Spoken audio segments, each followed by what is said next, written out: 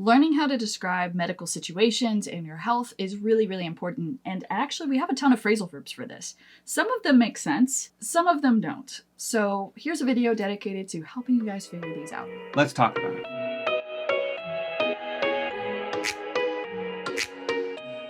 What's up, guys? Welcome back to WaiGuo Friends English. A little known fact is that I studied my language so hard for this context, which is just in case something happened and I could actually understand what the doctors and nurses were saying. So for you guys, it's even more important because we use these things called phrasal verbs that we talk about on this channel a lot. And if you're there in that context, it's already high intensity, lots of different words, new vocabulary. You're gonna need to get them down well. So let's jump in. Let's start big picture here. The first one's going to be to pull through, which we use to mean to survive something. So you can imagine something as a horrible ordeal or something that was just a really long-term treatment plan. It was very difficult, maybe the odds of surviving were not high. To pull through means to get through it, to survive it. Maybe barely, maybe with a lot of great difficulty. But if you say like, yeah, he pulled through. He finally pulled through it. After a year of treatments, he finally pulled through chemo. To say that is to emphasize the struggle of it and how difficult it was. So to pull through very much has a survival idea to it. Yeah, which is interesting because normally to pull through something, you have to have an actor and a person being acted upon, right? Maybe you can say you pull your son through the door in order for him to, be in his room or something like that. Or if you pull the kids, you pull the cart, you have this actor and then you have the thing that's being acted upon. In this case, it's kind of interesting because a person pulling through means that the opposition, the doorway in this case, was being sick, was being the treatment plan, that process of going through that. And so there's not really necessarily an actor explicitly stated when you said he pulled through. Right.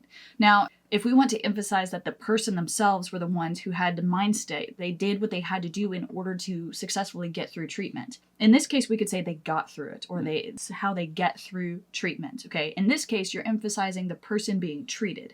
They're the ones doing the work. They're the ones putting in the hours and everything like that. But to pull through, the person could be in a coma. The person could be under anesthesia. They could be completely not conscious, okay? So for them to pull through, it could be the medical team is pulling them through. It could be like God is pulling them through. Like it's whatever they want to attribute this pulling through to. But if you want to emphasize the person themselves took the steps that they needed to in order to get through, then you're going to say they got through it. Another through, though, is sweep through. And this is very fascinating because you would use this as a collocation with diseases. So you could say, this new disease swept through the local population. Yeah, to sweep through, it means it's moving fast and it's spreading quickly, okay? So you could say spread through. That's another way you could say this. But we like to use this sweep through. Sweep is like you sweep the floors, right? So to sweep across a landscape or to sweep across a population is very much like this disease is just moving in waves. That's kind of the idea here. And so it's absolutely not a happy term to use, but the picture is very much kind of like sweeping and it comes through in waves and it doesn't leave anything behind. That's kind of the reason we would use this term. Another kind of disease-related phrasal verb here is to wait on or wait for the results. So if you are sitting there in the doctor's office, you are just in this limbo state where you are trying to get an answer for something, but the results haven't come yet. And we would say you are waiting on or waiting for those results. And that could take weeks, it could take years. You don't really know. But this is, to wait on or to wait for. Which is interesting because you could have a waiter wait on you at a restaurant, right? The idea is not somebody's climbing on top of you, but we say on at the same time. So it's interesting that we do this. Wait for might make more sense for you because for is a preposition of purpose, for the purpose of, right? But to wait on, we can use it this way. I'm waiting on this to happen so I can move forward. I can move on, right? So it's very interesting that we can use on and for simultaneously here. Unfortunately, if the diagnosis is not good for, let's say, your pet, then you might be asked if you are ready to put them down, meaning to kill the animal, to euthanize the animal. So this is obviously not the preferred course of action. Right. However, one of the things that you have to do, especially if you're a vet, is to make those hard decisions on what the quality of life is going to be like if this animal can even recover. To put down, you might want to ask what the vet has in mind for this. Most vets are going to euthanize them with some kind of chemical that will kill the animal, basically put them to sleep. You might hear that as well, to put down or to put them to sleep. But euthanasia is how we get put them to sleep, because the animal literally, it's you give them the shot, react a little bit, and then they close their eyes and it's like they go to sleep. So they die, but they close their eyes to die. So it's different. Other ways to put down an animal are much faster. So it really depends on what's available to you. Your country, you might have different ways that you do this or you handle it. So just know that if you hear put down, one of the things you can ask is, what are my options for putting my pet down? This phrasal verb in particular shows the color of English and the fact that this is just a way that you can soften your language. So instead of just saying, I have to kill the animal now, you could say, I want to put the animal down, or the animal has to be put down. Yeah. The difference between those two statements, even though the meanings are largely the same, the course of action, the results of that are likely going to be the same, the meanings are different. The overarching meaning of we have to put down your pet, we have to put down the puppy, that is a totally different meaning that you're trying to communicate than we have to kill the dog. Yep.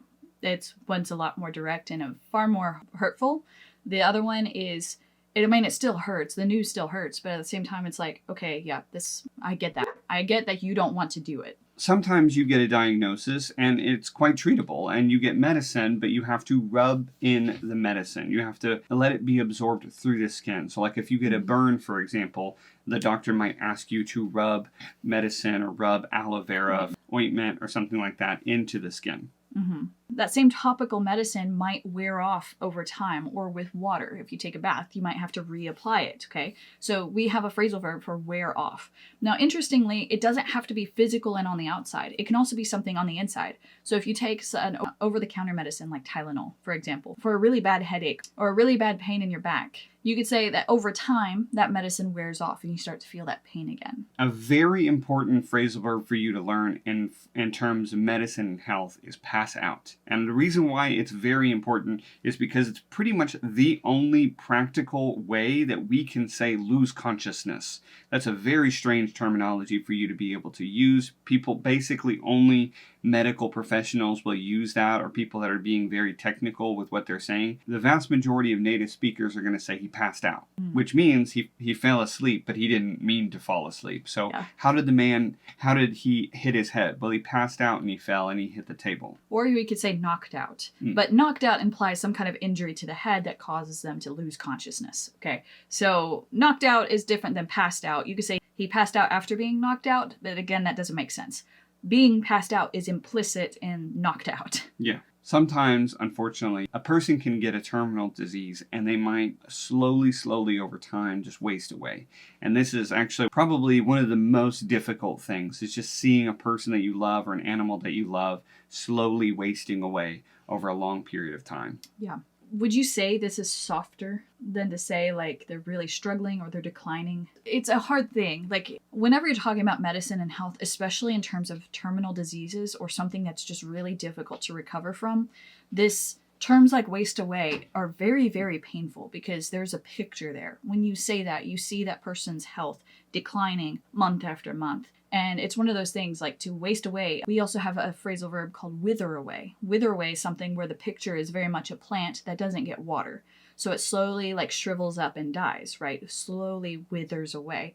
We could say the same for a person who's losing weight as they go through treatment or as they're in a coma and they're losing weight as they go. Something that's just very, very painful and difficult to deal with. You can say wither away, but that's a very painful thing to say because the image is so strong.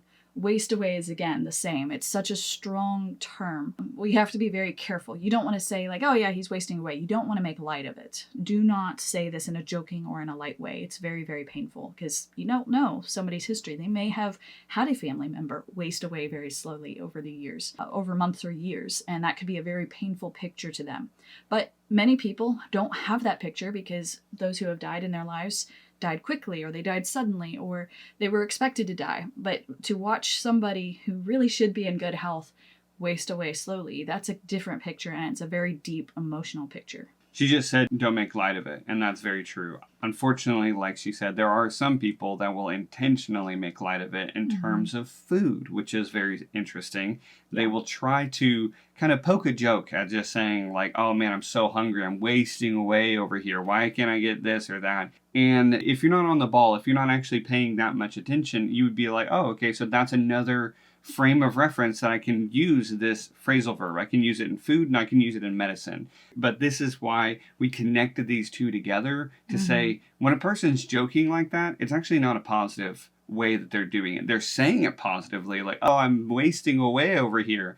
But in reality, they're connecting it to something far darker than what they're meaning to make light of it. So for you guys, you need to be able to make that connection as well so that you're not saying, oh, I'm wasting away like they are, and not connecting it with the medical side of it, seeing a person you love waste away. Another way you could say this is fade away. You might hear this in music, you might see it in poetry. To fade away is this idea of wasting away or withering away. Another phrasal verb that you should probably use is come down with, which means to get a sickness, to contract a disease. So you say come down with because it's a lot easier than to say to contract a disease. It's a normal, informal way to say, I got the flu. Yeah, it's also kind of a nicer way. You could say, yeah, he's sick. You could say that. Sometimes in writing a formal email, like, sorry, I can't come into work today because my entire household has come down with the flu. It's kind of a nicer way to say it. It's a more polite, a little bit more formal to say has come down with. You can also say, like, I'm sorry, Jimmy's come down with a sinus infection and it's developed into bronchitis, so I'm going to keep him home from school today.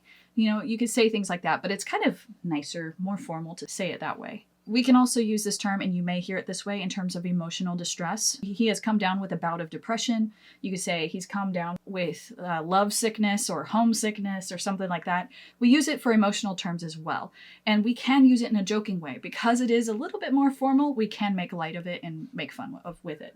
The next few phrasal verbs kind of go together, and they're our last phrasal verbs for this video. It's keep down, spit up, or throw up. And it's kind of a whole process here. So if you can't keep anything down, meaning food, if you can't hold the food in your belly, stomach bug or something like that, where you put water, you put food in your mouth and it comes back up, well, the coming back up part would be throw up. But spit up, we reserve that more for babies. Because babies, like, they eat and they spit up a little bit, they burp things up, they spit up. We tend to call that spit up. Because it happens all the time, it's not alarming, they're not sick, they're just, stuff's coming up. But for throwing up, that's something a lot bigger and it's not normal. It's not meant to happen. It means you're sick. So to spit up is something very normal for babies, and we don't really use it outside of that unless you have like a young child who has some kind of problem with their esophagus or their stomach, and they tend to do this and it's not alarming, it's just really normal for them. You would call that spit up as well. But if it's something kind of unusual because you're sick, we would call that throwing up. Yeah, and throwing up is really fascinating to me as far as like the word goes. That's fascinating. That's a very fascinating word because we almost exclusively use that phrasal verb for the action as a noun and a verb of the process of vomiting. But we tend to not say vomit because in our mind, in our ears, the word vomit sounds really gross. It sounds really gross. Sounds really Makes you bad. vomit more. Yeah, the idea that just the sound, the audio sound of the word vomit is not a good one. Vomit, puke, both of these words, not great words to hear. So instead, we soften it by saying throw up. All right, guys, that's it for these today. This could be a difficult video to watch if you have a history with any of this, but it could also be a very useful one for the future. So we hope you were able to learn these very helpful terminology to know and to get these phrasal verbs right. Some of them make sense, like throw up makes sense. It makes sense that it would come up, but then to pull through is not as intuitive. So I hope you find these very helpful. And hopefully you don't have to use very many of them anytime soon. If you want more of these videos, we actually have a whole playlist of these you can check out, and this link up there. Thank you guys so much for watching. We'll catch you on the next one.